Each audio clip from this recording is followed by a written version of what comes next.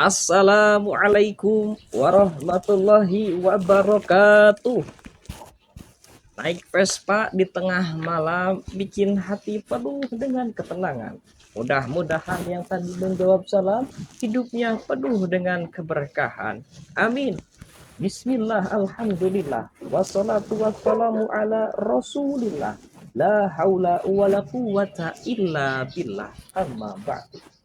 Kepada Dewan Juri, Dewan Hakim yang arif dan bijaksana, yang saya hormati, yang saya ta'zimi, semoga Allah muliakan, amin. Serta kerabat daiyah yang saya cintai, semoga Allah rahmati, Allah berkati. Rasa yang tersakiti karena rindu yang melanda. Perkenalkan, saya Dawi, cowok hitam manis dari tanah Sunda. Insya Allah pada kesempatan ini Al-Fakir akan menyampaikan tema revitalisasi peran pemuda dalam syiar Islam di era milenial. Hadirin rahimakumullah. Peran pemuda dalam beragama meliputi al-wayu adin, adanya kesadaran dalam beragama. Al-wayu al-watoni, adanya kesadaran dalam berbangsa dan bernegara. Kemudian al-wahyu al-ittiba, adanya kesadaran dalam bermasyarakat. Sedangkan peran generasi muda dalam berbangsa dan bernegara itu tak kalah penting, Mas. Sejarah memperlihatkan, mencatat bagaimana pengorbanan generasi muda dalam melawan penjajah, merebut kemerdekaan NKRI. Maka tak aneh jika generasi muda disebut agent of change, agen perubahan yang diharapkan dapat membawa perubahan dalam negeri ini yang lebih jauh lebih baik.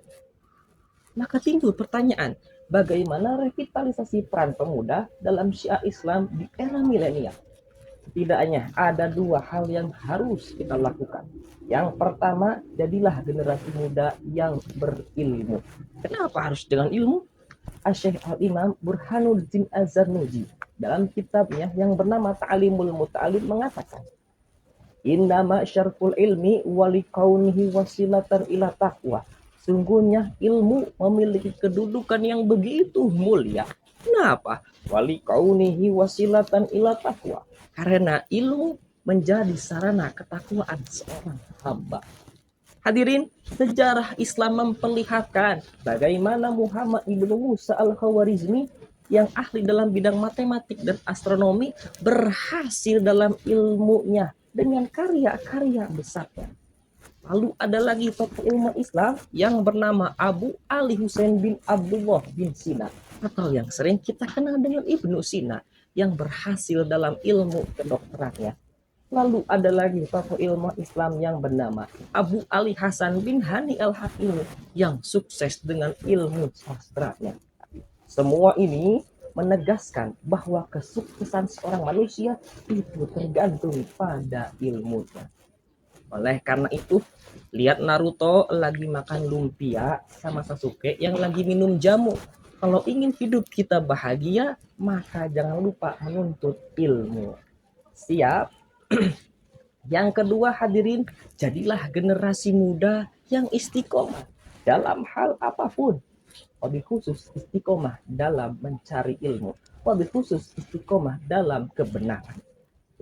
Dalam kitab Tashilul Masalik, Tarjamatil Alfiyah Ibnu Malik, karangan Muhammad Ibnu Hasan Tongsi, mengatakan dalam kitabnya, innal ilma la yahsulu illa ma'al istiqomati wa taqwa. Sungguhnya suatu amalan apapun tidak akan berhasil kecuali dengan istiqomah dan takwa. Sebagaimana Allah berfirman dalam Quran surah Hud ayat 112. A'udzu billahi minasyaitonir rajim. Bismillahirrahmanirrahim. Fastaqim kama umirta. Tetaplah kamu di jalan yang benar sebagaimana diperintahkan kepada. Shadaqallahul adzim. Hadirin, Syekh Al-Imam Al-Alamah Abu Abdullah Muhammad bin Ahmad bin Abu Bakar Al-Ansori Al-Qurtubi mengatakan dalam kitab tafsirnya, Tafsir Al-Qurtubi, bahwasannya ayat ini menjadi perintah kepada umat untuk senantiasa istiqomah dalam kebenaran, istiqomah dalam agama yang ditetapkan oleh Allah Subhanahu wa Ta'ala. Oleh karena itu, jangan sampai kita lupa istiqomah dalam kebenaran. Hadirin, jangan resah kalau mantan menikah, apalagi resepsinya mewah. Kalau ingin punya istri yang solehah, maka menuntut ilmu lah dengan istiqomah. Dari awal sampai akhir dapat kita tarik kesimpulan bahwa generasi muda merupakan harapan masa depan bangsa. Banyak sejarah memperlihatkan, mau baik sejarah Islam maupun sejarah Indonesia, bagaimana generasi muda mempunyai peran yang begitu penting. Sebagaimana pepatah Arab mengatakan, syubanul yau rijalul god. Pemuda masa kini adalah harapan masa depan. Mungkin cukup sekian yang dapat saya sampaikan. Kurang lebihnya mohon dimaafkan. Billahi taufiq wal hidayah. Wassalamualaikum warahmatullahi wabarakatuh.